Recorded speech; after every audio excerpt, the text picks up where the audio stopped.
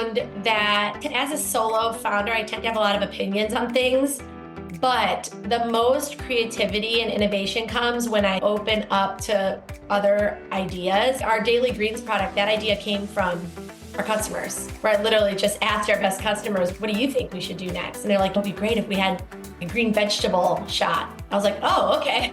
I've gotten all sorts of great ideas from contractors, customers, retailers. So some of it is asking for that, and some of it is being open to it. I'm Melanie Barr. Welcome back to the She Built It podcast, your go-to place to empower you to live the life and business that you crave. I'm here to talk about everything from having the courage to make life and career leaps to the details of how to lead effectively, create successful teams, implement strategies for growth, and infuse tech innovation. I'm here to celebrate your wins and navigate through your challenges. I live in the city now, but I grew up in a town of 1,000 people.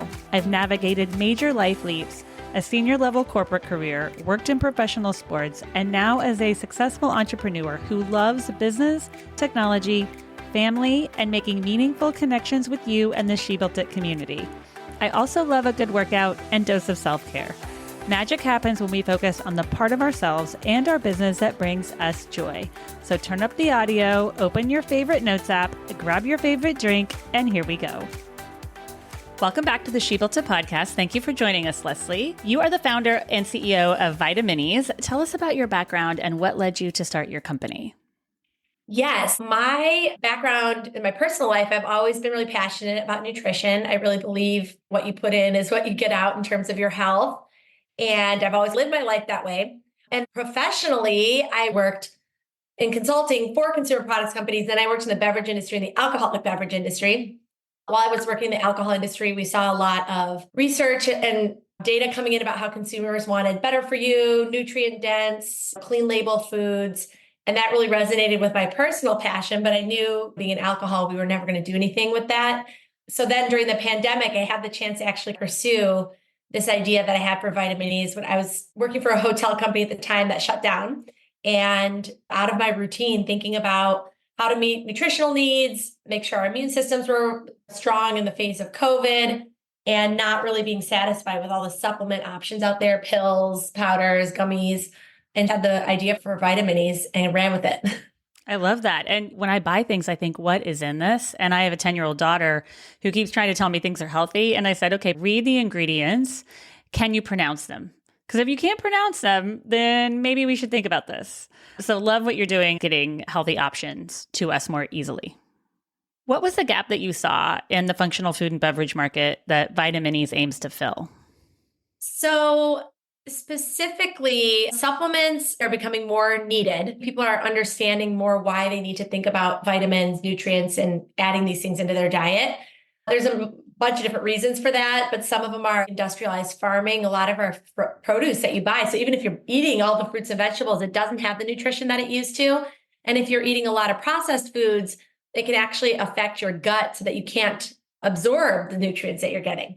Supplements and fortified foods are becoming more important, but a lot of the options out there are just a drag. Pills are no fun. I read some statistic that said, I think it was 75% of the population takes some sort of supplement, but only 22% say it's enjoyable. It's a chore. And then 40% of people can't even swallow pills. And most supplements are pills. And if you look at ingredients on pills, they have some weird things in there that like help with the manufacturing process. So they're just not the best solution. Then you've got gummies, which has been growing hugely, but it's so full of sugar, sticks to your teeth. Dentists is warning us away from it. And it's creating like a candy habit. Every day you're going to eat a handful of candy. I just looked around and thought, like, where is that natural food-based solution that has the extra nutrients in it, but without all the trade-offs of sugar and strange ingredients and difficult to digest? And I did not see that. And I still don't really. There's other shots out there, but a lot of them are just juice, like ginger or turmeric or something, but they don't really have that nutrient addition in there. That's interesting. I've never thought about my supplement being enjoyable, but you bring up a good point because it probably is possible that it could be. And you drink all the ginger things and you're like, I'm doing this because I need to. You're forcing it down. But it's nice that you're thinking about a good way that we can have something enjoyable and do something healthy for our bodies. Yeah, totally. Why not enjoy it? Tell us about Vitaminis. What flavors do you offer? What goes into them? Yeah, so I have two products. The first one that I launched during COVID is this immune support for obvious reasons. So it's orange pineapple juice with as much vitamin C as 3 oranges, as much zinc as 4 avocados, and as much magnesium as 5 cups of spinach. So it's a really packed little thing, but it tastes like juice and it's shelf stable. So you don't have to refrigerate it, but you can dump it in your smoothie or pop it in your purse or whatever. And then our second product is gut health. It's got berry banana juice with as much fiber as a cup of broccoli and as much probiotics as 2 cups of yogurt, no added sugar. And we're about to launch a third product called Daily Greens that has all the vitamins that you would get from dark leafy greens, vitamins A, D, E, folate, etc., in a green fruit and vegetable juice. I love it. And I love the minis too, because when you think of drinking something healthy for you, that you're doing it for a reason, it's nice that they're small.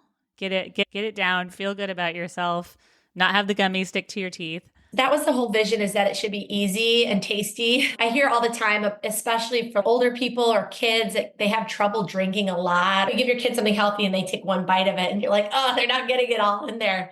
So it is definitely meant to be easy and quick. How does Vitaminis maintain its commitment to clean labels and sustainability while scaling production? So clean label has always been really important to me from the beginning because I believe in eating that way. So I knew any product that I was going to make had to be, I call it no mystery ingredients. We were talking about that in the beginning. There should be no, what is this on the label?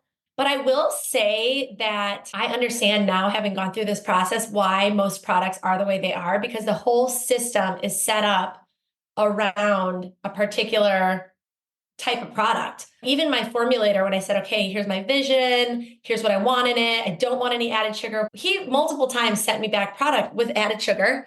And I thought, wow, this tastes really sweet. I'm looking at it, I'm like, wait, there's added sugar. And I'm like, hey, I thought we said no added sugar. He said, oh, yeah, but you have to add at least something. You have to add at least some sugar. No one will buy it. You have to have some colors in there because if it doesn't look bright, then no one's going to buy it. So there's like this ingrained assumption that products have to be a certain way. And if you want them to be different, you have to push against the grain at every opportunity. And the same goes for the packaging. It is in plastic. It's fully recyclable. I would love to transition to something either biodegradable, like corn-based plastic packaging, or something different, but there's no options out there. And so that's one of those things where I think if I can build a product that gets scale and gets big enough, then Vitaminis can be the company that creates demand for a better solution in terms of packaging. So it's interesting because it's easy from the outside to be like, why wouldn't you just do it this way? But until you actually get into the system, and especially as a startup, you have no leverage. You're kind of operating within the system until you're big enough to change the system. Yeah. And I even think about that. If I use a paper plate or something, I'll think, do I really need to use this or can I use a regular plate? But it's great that you're thinking about that in terms of growth and how to change the system when you get big enough. Yeah, hopefully someday. As a leader, how do you foster innovation and creativity within your teams? I found that as a solo founder, I tend to have a lot of opinions on things, but the most creativity and innovation comes when I open up to other ideas. Our Daily Greens product, that idea came from our customers, where I literally just asked our best customers, what do you think we should do next? And they're like, it'd be great if we had a green vegetable shot. I was like, oh, okay. Same with marketing, sales. How are we going to actually approach these different retailers, or how should we try to position our product? I've gotten all sorts of great ideas from contractors, customers, retailers. So some of it is asking for that, and some of it is being open to it. And it's a balance because you also, as a solo entrepreneur, you have to have a vision. You have to drive your vision. The example I gave about like the clean ingredients, that was me pushing my thing. But then there's other times where I don't know what the right answer is. And so if I push what I think is best, I might be missing out on something better. Yeah. And I'm sure as a founder, your instincts and go with your gut. We have friends here from Australia and her kids won't eat the bread because she says there's something in it that's a processed something. And she said they just won't eat the bread, which I found interesting. Interesting. Yeah. And I've been running half marathons. I have twins, they're 10, but I ran marathons before. Didn't know if I'd run another one. Now I'm into halves, but I'm loving hearing about this because you need to get so much into your body when you're putting in that amount of miles. So I would assume that you would be popular with athletes as well. Yes, I actually ran a marathon 2 years ago, and I have put Vitaminis in Runner Box. We did a round with Runner Box, and I do think it does well with that. And we've talked to some student athlete groups as well. It's an interesting balance because there's certain populations that need a lot of nutrients, but maybe don't think that they do. And then there's other populations that know they need a lot of nutrients. And so with young, generally very healthy people, is I hear a lot of, I don't really need vitamins. I'm fine. I eat healthy, I exercise. So it's interesting because they do, but they don't realize it versus other populations. Like we're right now also doing really well with a menopausal group of people who are aging and know they need to make better choices and invest in their health as they get older. That population is like ready to move. So yeah, it's interesting. I definitely think there's a usage for that, but maybe it comes down the road when vitamin E is more mainstream. And in these early days, we focus on people that really want and need it as a way to get off the ground. And I think sometimes you don't know what you don't know. I remember a few years ago, my cousin said, "What vitamins are you taking?" And I said, "Nothing." And then I thought maybe I should probably be taking something. You think you eat relatively healthy, you're watching what you eat, you're paying attention. You do probably need that. And then I was also running the other day thinking, I have not put enough food in my system to do this run. There's always a balance throughout the day of, am I putting the right things in my body? Totally. Yeah. It's like a machine. It's like you got to feel yourself. Yeah. What do you think is the most important element of leadership when scaling a business? It goes to what we were talking about, like having a vision, but also being flexible. I think what being an entrepreneur is actually like is different from what I thought it would be. I thought it was hard because you have to work hard. And I was like, oh, I can work hard. I've done that before. That's not the problem. It's this mental thing where nothing's guaranteed. You don't really have any external information whatsoever that what you're doing even makes any sense. You're getting rejected multiple times. You've got sometimes some positive things, lots of times feedback or rejections. And it's that balance of continuing to get up and try again, but also taking the feedback and adjusting as necessary. So it's balance. One thing I try to do is take breaks instead of quitting. It's like there's a day where I don't know what to do or I've got up against a wall. It's okay. I'm just going to take a little break and come back with fresh eyes.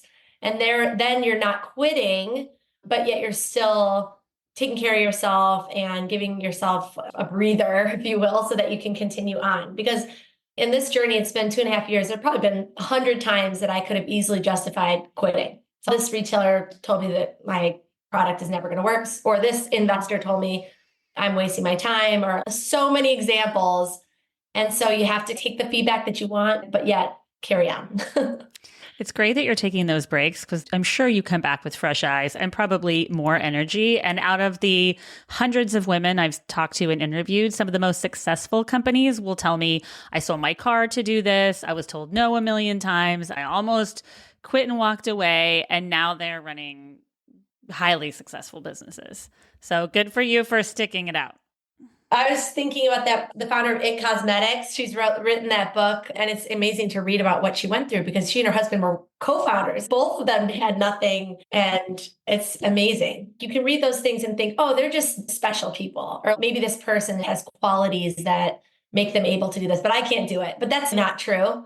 You just have to keep going. You just have to get up and do the next thing.